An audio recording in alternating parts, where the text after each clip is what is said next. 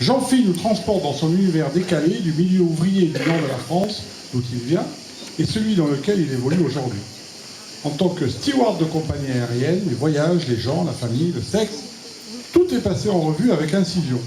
Sexe et incision, puis on est chez les notaires quand même, alors bon, il y a des choses, des sujets qu'on n'aborde pas. Enfin bon, juste histoire de rappeler que l'on n'oublie jamais d'où l'on vient, alors n'oubliez pas d'aller le voir et de venir.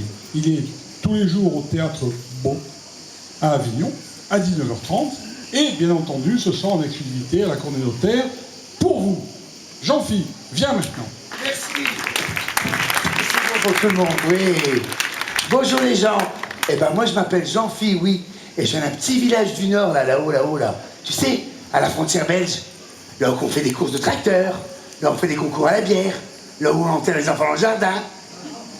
Et j'ai d'une bonne famille du Nord avec une maman qui fait ma taille, 130 kilos, qui part du principe que comme elle est grosse, ça ne sert à rien qu'elle mette une petite bague ou une petite boucle d'oreille. Alors elle te claque des cailloux ainsi, te met des moules à tarte comme ça. Hein. En gros, c'est comme si qu'elle ferait du tuning, mais pas sur la voiture, sur elle. Hein. Et puis tout en proportion, on va pas avoir un caniche. Ah bah non, ça fait con. Elle a un Saint-Bernard, il s'appelle Obélix, fait 130 kilos comme elle. Hein. Ma mère, tu prends des sirops, tu mets sur la table, ça fait une nappe. Hein. Et puis t'as mon père. Alors mon père, lui, c'est le gros rustre du Nord. Lui, il parle pas beaucoup, puis quand il parle, on comprend pas ce qu'il dit.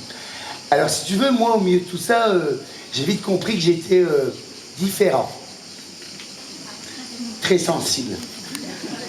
Trop. Une tapette, quoi. Hein. Et que si je voulais m'en sortir, il fallait vite que je me sauve pour pas finir en palais au bout d'une fourche. Ah bah du coup, c'est ce que j'ai fait. Je me suis sauvé à la capitale et j'ai tenté ma chance. Et ça a bien marché parce que j'ai tenté ma chance et je suis devenu steward. Alors steward, c'est pas grand-chose, vous me direz, hein.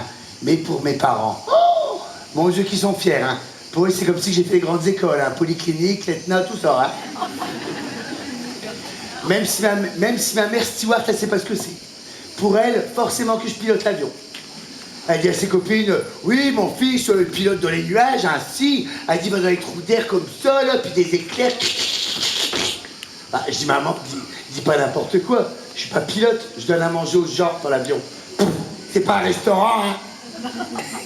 Alors, comme elle était si fière, ma mère, mais qu'au final, elle savait pas de quoi, un jour, j'ai décidé de l'emmener en vol avec moi pour qu'elle comprenne mon métier, pour qu'elle puisse en parler.